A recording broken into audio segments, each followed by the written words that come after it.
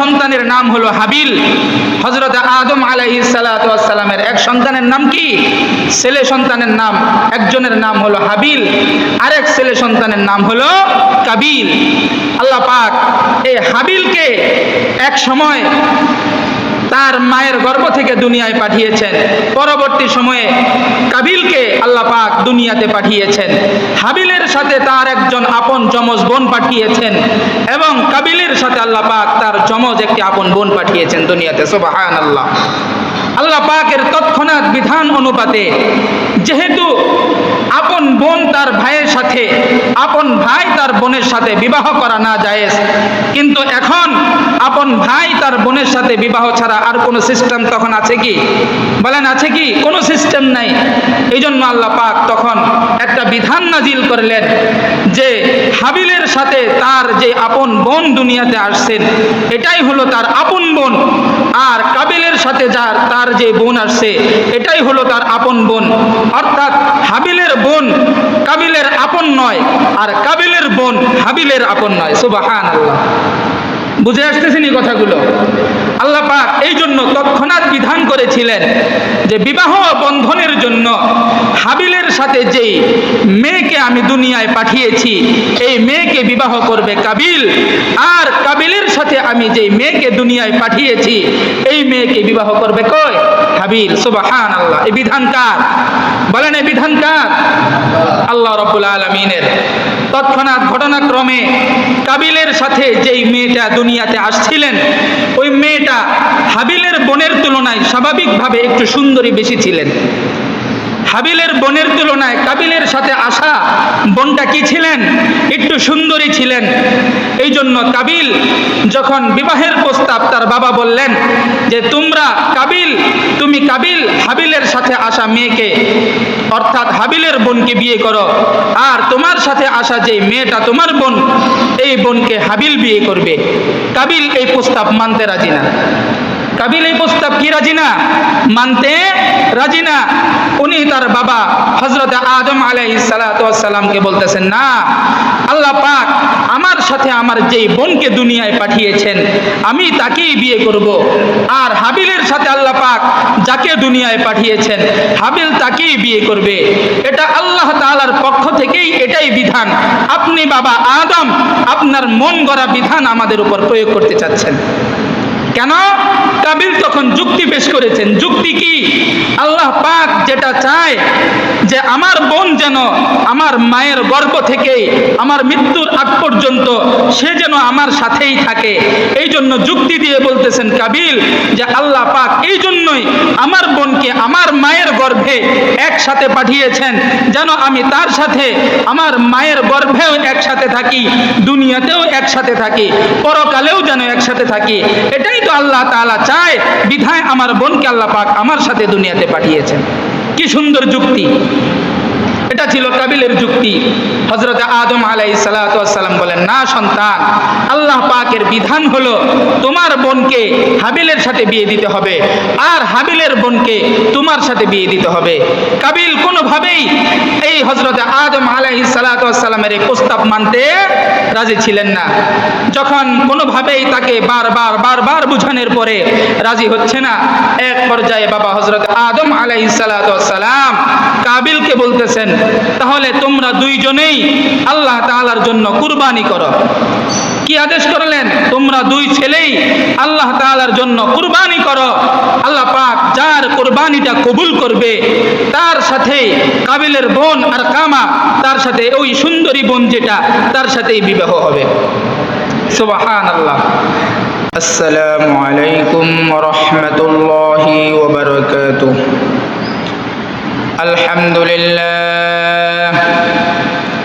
আলহামদুলিল্লাহি ওয়া কাফা ওয়া সালামুন আলা ইবাদিহিল্লাযীনা ইসতাফা।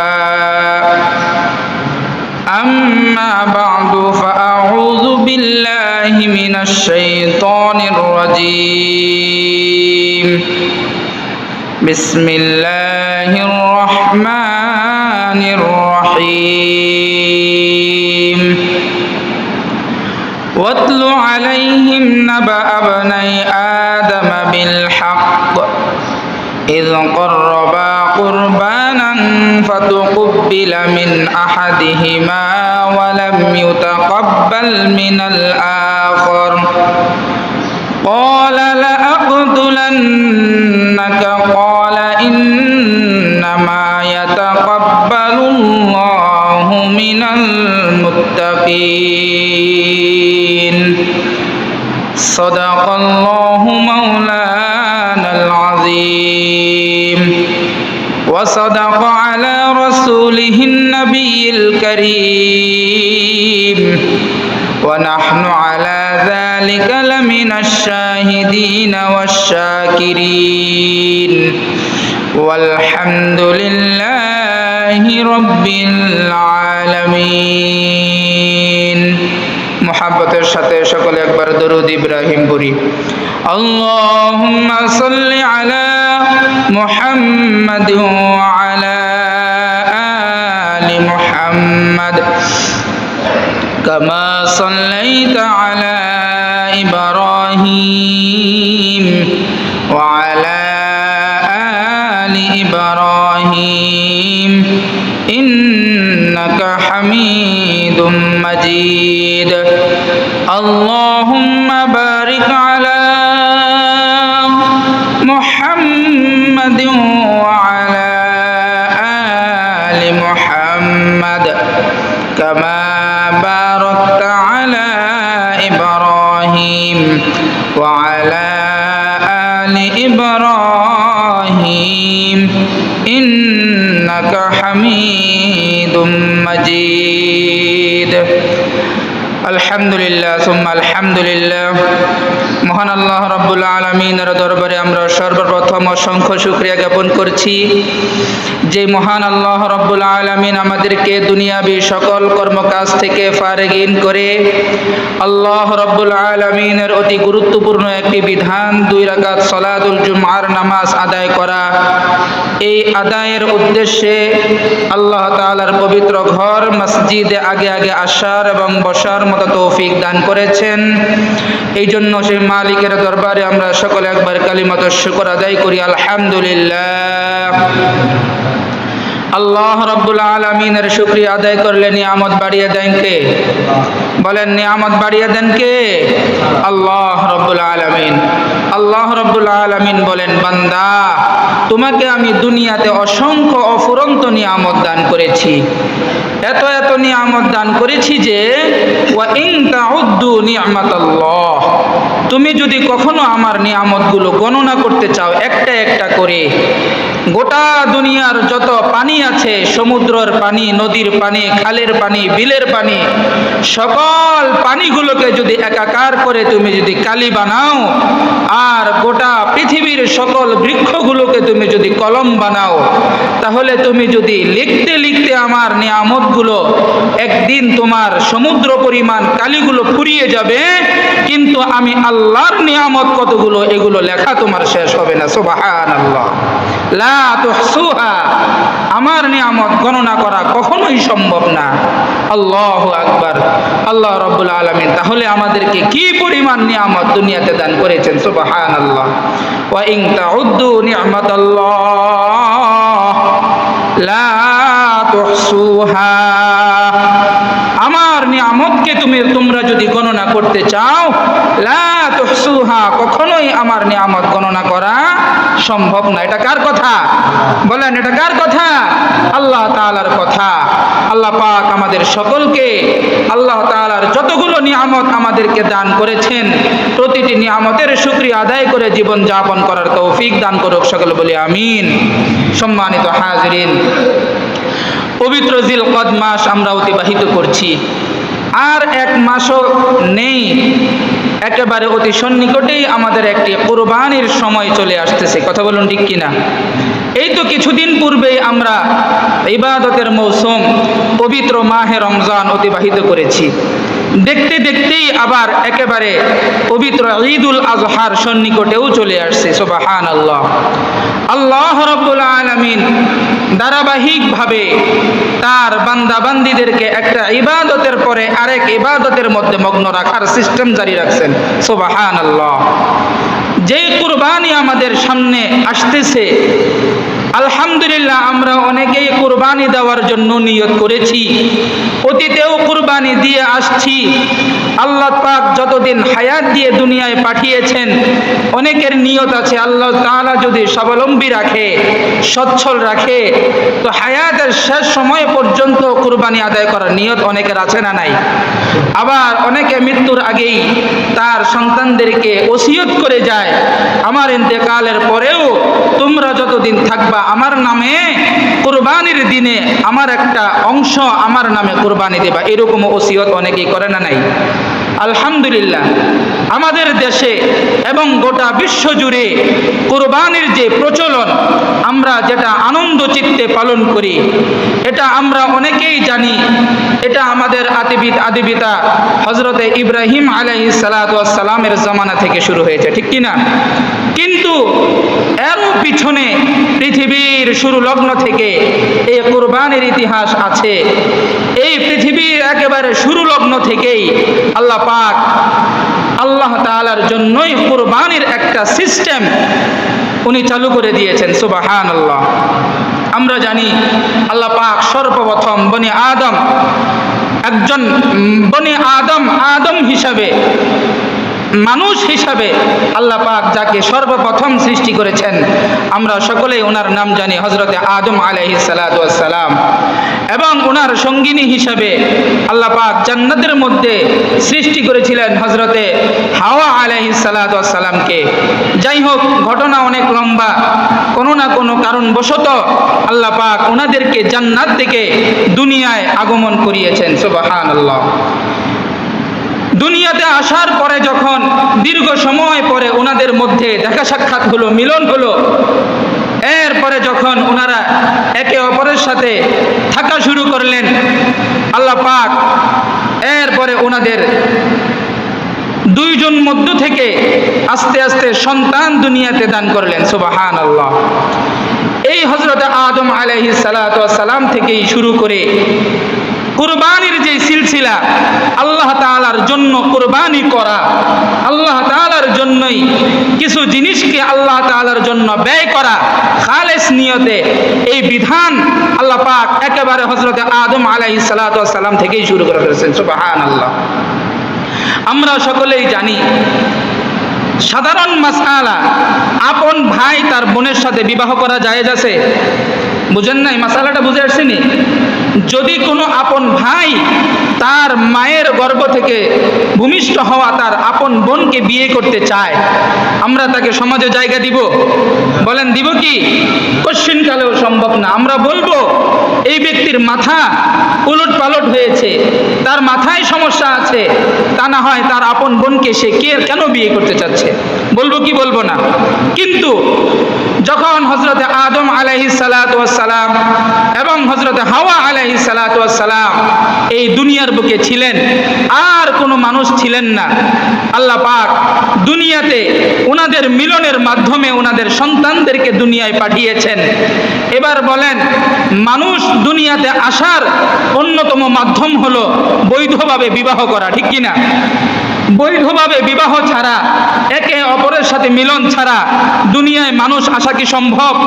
কোনোভাবেই সম্ভব না। তাহলে হযরতে আদম আলাইহিস সালাতু ওয়াস সালামের যেই সন্তান তারা দুনিয়াতে আসছিলেন, তাহলে একে অপরের কি হবে? ভাই বোন হবে কিনা? বলেন, একে অপরের কি হবে? ভাই বোন হবে। কিন্তু আল্লাহ পাক কি সুন্দর বিধান, কি সুন্দর সিস্টেম তৎক্ষণাৎ সময়ে জারি করেছিলেন।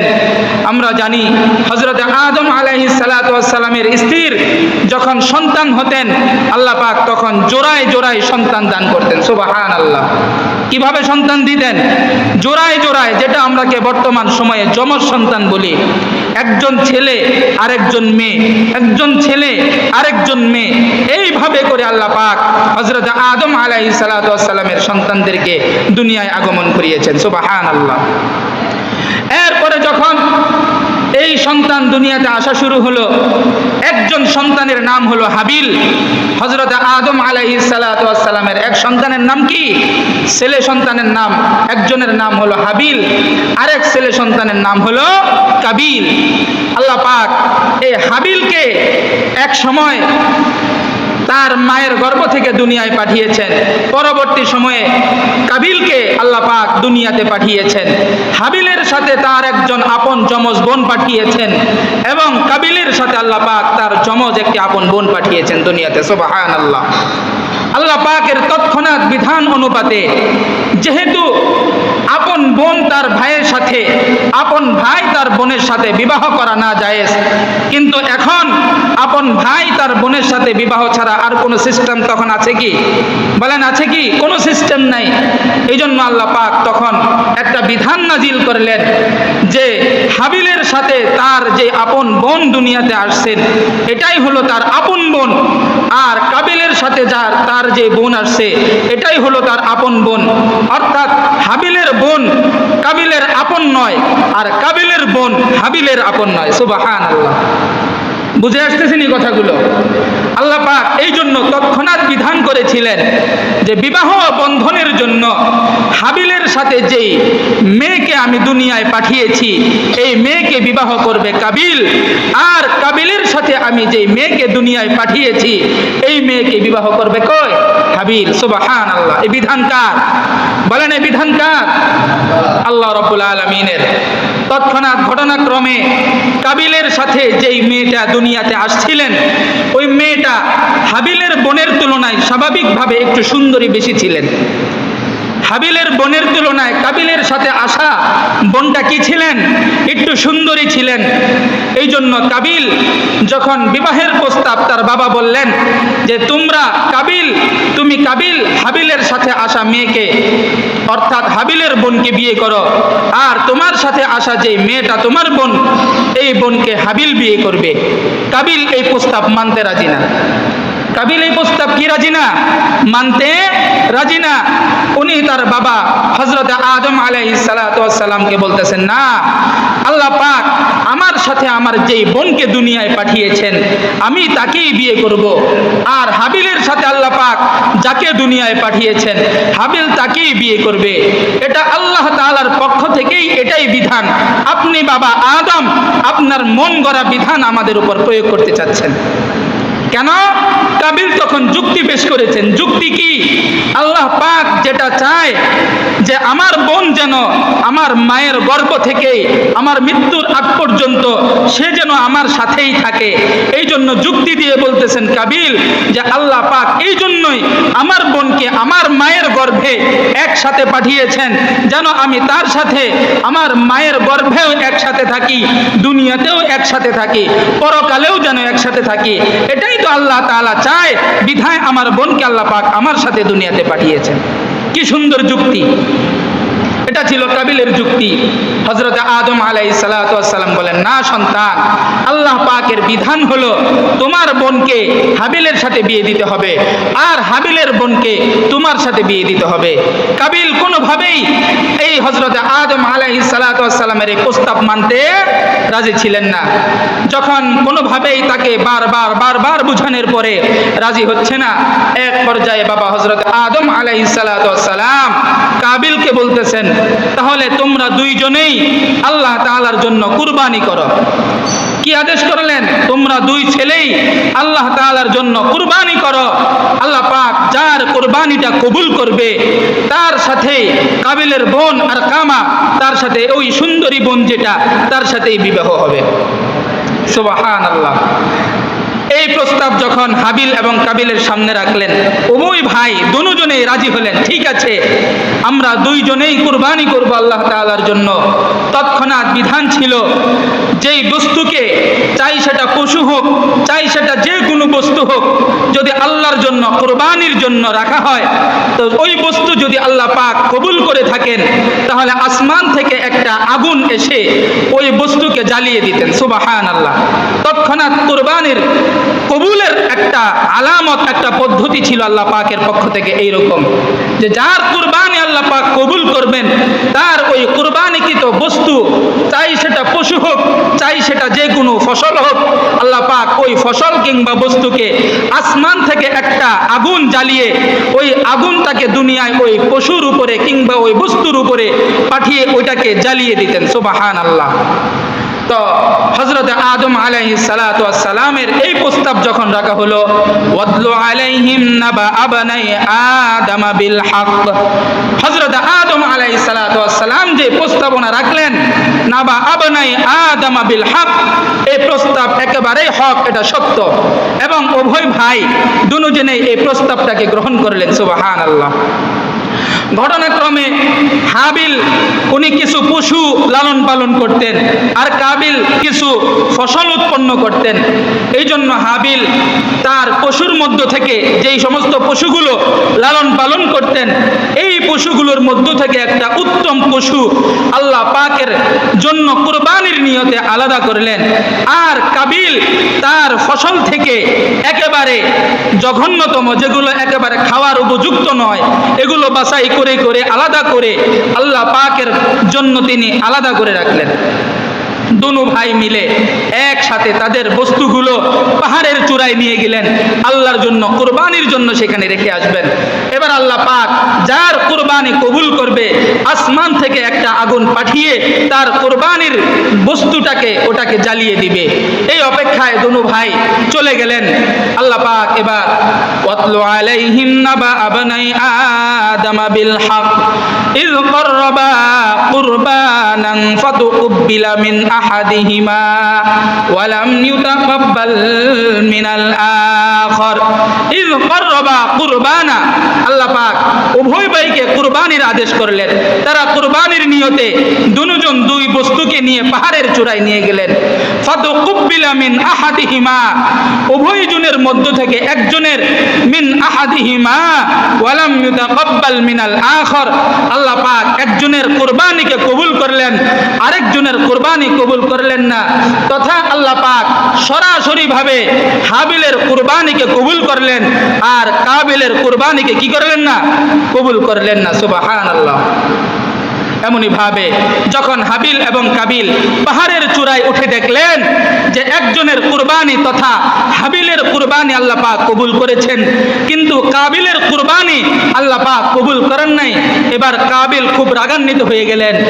আর হায় আফসোস, এখন তো আমার বাবার কথা অনুপাতে, আল্লাহ পাকের বিধান অনুপাতে কাবিলের বোন যেটা একটু সুন্দরী, কার সাথে বিয়ে দিতে হবে? হাবিলের সাথে বিয়ে দিতে হবে, আর কোনো উপায় নাই। এবার কাবিল বলতেছেন হাবিলকে, কাবিল রাগান্বিত হয়ে গেছেন। এবার রাগের বশত হাবিলকে বলতেছেন, আমি প্রয়োজনে আমার বোনকে পাওয়ার জন্য লাআকতুলান্নাক, আমি তোমাকে কতল করে ফেলবো, হত্যা করে ফেলবো। নাউযুবিল্লাহ। কে বলতেছেন? কাবিল বলতেছেন। দুনিয়ার বর্তমান সময় এমন এক সিস্টেমে আমরা চলে আসছি, এক নারীর আশায় আমাদের অনেক বর্তমান নওজোয়ান যুবক কত ভাইকে তারা ভাই মনে করে না, তারা কত হত্যা, অবিচার, জুলুমের শিকার হচ্ছে। আছে না নাই? বলেন আছে না নাই? আল্লাহ পাক কি সুন্দর বিধান এইরকম চালু করেছিলেন হযরত আদম আলাইহিস সালাতু ওয়াস সালামের জামানায়। স্বাভাবিকভাবে আমরা একটু এখানে আমাদের জন্য যে বিষয়টা মূলত শিক্ষণীয়, ইবরত হাসিল করার বিষয়, আল্লাহ পাক যেই হযরত আদম আলাইহিস সালাতু ওয়াস সালামের দুই সন্তান হাবিল এবং কাবিলকে কুরবানি দেওয়ার জন্য বলেছিলেন, এবং একজনের কুরবানি আল্লাহ পাক কবুল করলেন, আরেকজনের কুরবানিকে কবুল করলেন না। যার কুরবানি আল্লাহ পাক কবুল করলেন তার বস্তুটাকে আল্লাহ পাক আসমান থেকে আগুন দিয়ে জ্বালিয়ে দিলেন। অর্থাৎ আল্লাহ পাক যার কুরবানি কবুল করে তার বস্তুটাকে কি করে দেয়? জ্বালিয়ে দেয়। তৎক্ষণাতের ওই বিধান, তৎক্ষণাৎ সময়ের ওই বিধান যদি আজও চালু থাকতো, যে যার ইখলাস ঠিক থাকবে, যার কুরবানির নিয়ত ঠিক থাকবে, তার পশু জবাই করার পরে আল্লাহ পাক আসমান থেকে একটা আগুন দিয়ে ওই বস্তুটাকে জ্বালিয়ে দিবে, তাহলে বর্তমান সময়ে আমাদের মধ্যে যারা কুরবানি দেয় অনেকে লজ্জিত হতো কি হতো না? বলেন বলেন, হতো কি না? কারণ আমাদের দেশের অনেক কুরবানি দাতা এমন আছে যারা দুনিয়ার মানুষকে দেখানোর জন্য, নিজেকে বাহবা বুঝানোর জন্য, নিজেকে একজন বড় টাকাওয়ালা পয়সাওয়ালা বুঝানোর জন্য কুরবানির নিয়ত করে। এরকম আছে না নাই? বলেন আছে না নাই? অথচ আল্লাহ পাক কোরআনের মধ্যে বলেন, লা ইয়ানালাল্লাহু লুহুমুহা ওয়ালা দিমাউহা ওয়ালাকিন ইয়ানালুহুত তাকওয়া মিনকুম। আল্লাহ পাক বলেন, লা ইয়ানালাল্লাহু লুহুমুহা, তুমি যে পশুকে জবাই করতেছো আমি আল্লাহর জন্য, ওই পশুর গোশত আমি চাই না। ওয়ালা দিমাউহা, আমি ওই পশুর রক্তও চাই না, হাড্ডিও চাই না, গোশতও চাই না। আল্লাহ পাক বলেন, আমি চাই কি? ওয়ালাকিন ইয়ানালুহুত তাকওয়া মিনকুম, আমি তোমার কলবের তাকওয়াটা চাই, আমি তোমার কলবের তাকওয়াটা চাই, আমি তোমার কলবের তাকওয়াটা চাই, যে তোমার তাকওয়া কতটুকু আমি আল্লাহর জন্য পয়দা হয়েছে। সুবহানাল্লাহ। তাহলে বুঝা গেল কুরবানির জন্য আমি যখন নিয়ত করব, আমার নিয়তটা সহি হতে হবে, খালেস হতে হবে, এক আল্লাহর জন্য কুরবানি হতে হবে, ঠিক কি না? এইভাবে যখন হাবিল এবং কাবিল কুরবানির আদায় করলেন, আল্লাহ পাক হাবিলের কুরবানিটাকে কবুল করলেন, কাবিলের কুরবানি কবুল করলেন না। এবং কাবিল যখন হাবিলকে হত্যা করার চিন্তা ভাবনা করলেন, ক্বালা লা আকতুলান্নাক ইন্নামা ইয়াতাকাব্বালুল্লাহু মিনাল মুত্তাকিন। দেখেন, কাবিল সরাসরি বলতেছে হাবিলকে, ক্বালা লা আকতুলান্নাক, আমি নিশ্চয়ই তোমাকে এখন হত্যা করব। হাবিল তার প্রশ্নের, তার কথার উত্তরে বলতেছেন লা আকতুলান্নাকা, ক্বালা, হাবিল বলতেছেন ইন্নামা ইয়াতাকাব্বালুল্লাহু মিনাল মুত্তাকিন। আল্লাহ পাক একজন মুত্তাকিনের কুরবানিকে কবুল করেন। আমার তাকওয়া ছিল, আমি আল্লাহর জন্য কুরবানি দিয়েছি, এই জন্য আল্লাহ পাক আমার কুরবানিটাকে কবুল করেছেন। তোমার তাকওয়া ঠিক ছিল না, এই জন্যই আল্লাহ পাক তোমার কুরবানি কবুল করেন নাই। এবার হাবিল বলতেছেন, এইভাবে হাবিল বলার পরে কাবিল বলেন, লা ইম বাসাত্তা ইলাইয়া ইয়াদাকা লিআকতুলানি। হাবিল কাবিলকে বলতেছেন, আপনি আমার আপন ভাই, একটা নারীর জন্য যদি আপনার হাত আমাকে কতল করার জন্য প্রসারিত করেন, লা আকতুলান্নাক, আপনার হাত যদি আজকে আমাকে কতল করার জন্য প্রসারিত করেন, লা ইম বাসাত্তা ইলাইয়া ইয়াদাকা লিতাকতুলানি মা আনা বিবাসিতি ইয়াদিয়া ইলাইকা লিআকতুলান্নাক, আমার হাত আপনার জন্য কতল করার জন্য প্রসারিত করব না। সুবহানাল্লাহ। কিন্তু আমাদের দুনিয়ার বর্তমান নিয়ম কি? এক ভাই যদি আরেক ভাইকে বলে, অমুক জমিন পাওয়ার জন্য আমি তোর জন্য অনেক কিছু করতে পারবো, আমি তোকে প্রয়োজনে জেলের ভাত খাওয়াবো, রিমান্ডে নিব, তোর জন্য অনেক কিছু করব, তারপরও আমার ওই জমিন দরকার, আছে না নাই? বলে কি বলে না? ভাই ভাইয়ের শত্রু হয়ে যায়, চাচা ভাতিজার শত্রু হয়ে যায়, স্বামী তার স্ত্রীর শত্রু হয়ে যায়। এইরকম অনেক নজির আমাদের বর্তমান দুনিয়ায় আছে না নাই? বলেন আছে না নাই? অথচ তখন এক সুন্দরী নারীর জন্য কাবিল তার আপন ভাইকে হত্যা করলেন। ঘটনার মধ্যে, কিতাবের মধ্যে আসছেন, কাবিল যখন হাবিলকে হত্যা করে ফেললেন, তখন চিন্তিত হয়ে গেল যে হায়, আমি এক নারীর জন্য এ কি করলাম, আমার আপন ভাইকে হত্যা করে ফেললাম। এই চিন্তায় তখন দুনিয়াতে আর আগে এখনো দুনিয়াতে কোনো মানুষ মারা যায় নাই, ইন্তেকাল করে নাই, দাফনের কাফনের ব্যবস্থা কিভাবে করবে, কাবিল সেই বিষয় জানতো না। কিতাবের মধ্যে আসছেন, এই চিন্তায় কাবিল তার আপন ভাই হাবিলকে কাঁধের মধ্যে নিয়ে প্রায় 1টি বছর দুনিয়ার অনেক জায়গায় ঘোরাঘুরি করেছে। আল্লাহ পাক হাবিলের লাশকে গন্ধযুক্ত করেন নাই, পচনশীল করেন নাই। এইভাবে ঘুরতে ঘুরতে এক পর্যায়ে যখন কাবিল তার হাবিলকে সামনে রেখে, আপন ভাইকে সামনে রেখে ক্লান্ত অবস্থায় বসে থাকলেন, আল্লাহ পাক তখন একটা নজির কাকের মাধ্যমে, আমাদের দেশে একটা পশু আছে কাক, চিনেন কিনা আপনারা? কালো একটা কাক, তখন কাউয়া, যেটা আমরাকে স্বাভাবিকভাবে বুঝি কাউয়া, কাক, এই এক কাক আরেক কাককে মেরে, তখন এক কাক আরেক কাককে দাফন করার জন্য তার পা দিয়ে মাটি খুঁড়ে তখন একটা কাক আরেকটা কাককে দাফন করে দিলেন। কাবিল যখন এই দৃশ্য দেখলেন তখন কাবিল বললেন, হায় আফসোস, আমি একজন বনি আদম হওয়া সত্ত্বেও তাকে কিভাবে দাফন করবো এই নিয়ম জানি না। আল্লাহ পাক হয়তো এই কাকের মাধ্যমে আমাকে এই নিয়মটা জানিয়ে দিয়েছেন। তখন কাবিল তার ভাই হাবিলকে এইভাবে মাটি খনন করে তার ভাইকে দাফন করেছেন। এই ছিল এই দুনিয়ার শুরু লগ্ন থেকে কুরবানির যে বিধান, কুরবানির যে সিস্টেম আজ পর্যন্ত আমরা জেনে আসতেছি। আল্লাহ পাক এটা একেবারে পৃথিবীর শুরু লগ্ন থেকেই দান করেছেন। সুবহানাল্লাহ। এই জন্য মুহতারাম হাজিরিন, আপনারা যারা কুরবানির জন্য নিয়ত করেছেন, সর্বপ্রথম আমাদের যে বিষয়টা আমাদের কলবের মধ্যে থাকা দরকার, এক নাম্বার হলো তাকওয়া। বলেন এক নাম্বার কি? বলেন এক নম্বরে কি? তাকওয়া। যে আমার কুরবানি যেন একমাত্র আল্লাহর জন্যই হয়। বলেন কার জন্য? কি গোশত খাওয়ার নিয়তে? বলেন গোশত খাওয়ার নিয়তে?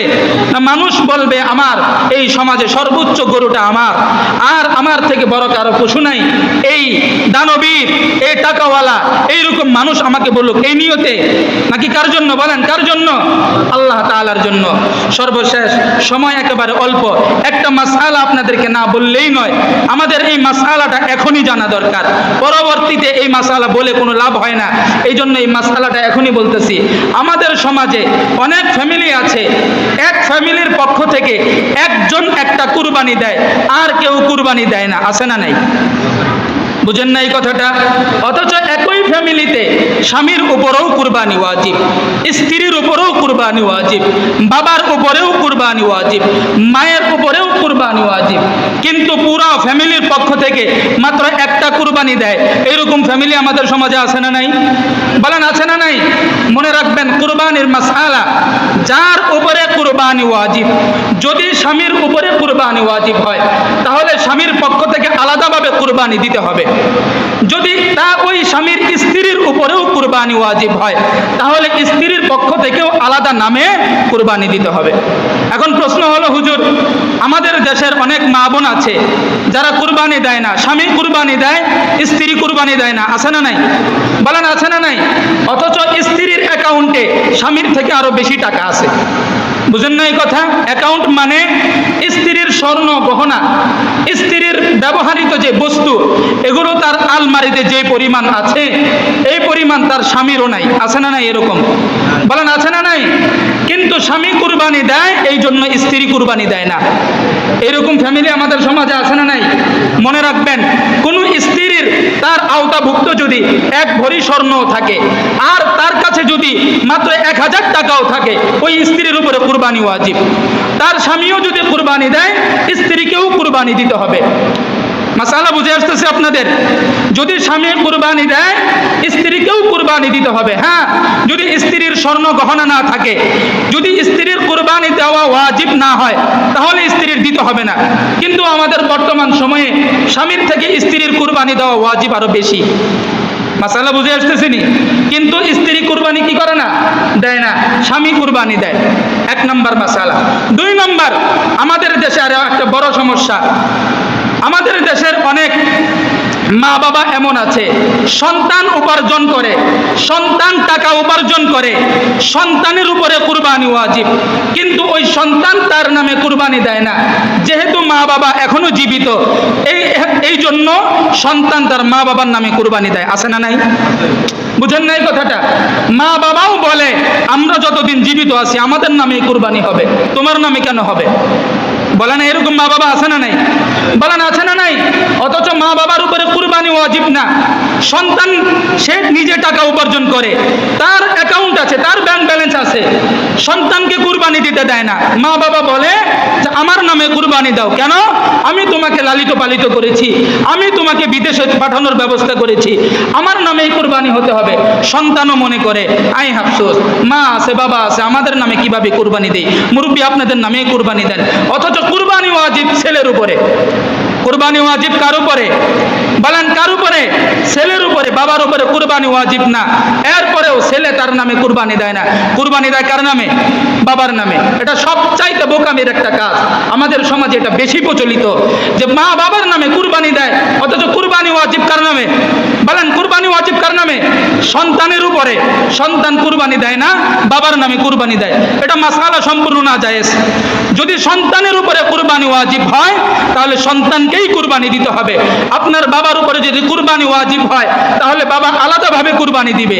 কিন্তু আপনার ছেলের উপরে কুরবানি ওয়াজিব, ছেলের নামে কুরবানি নাই, বাবার উপরে ওয়াজিব না, শুধু বাবার নামে কুরবানি দিচ্ছে, এটা সম্পূর্ণ না যায় শরীয়তের বিধান অনুপাতে।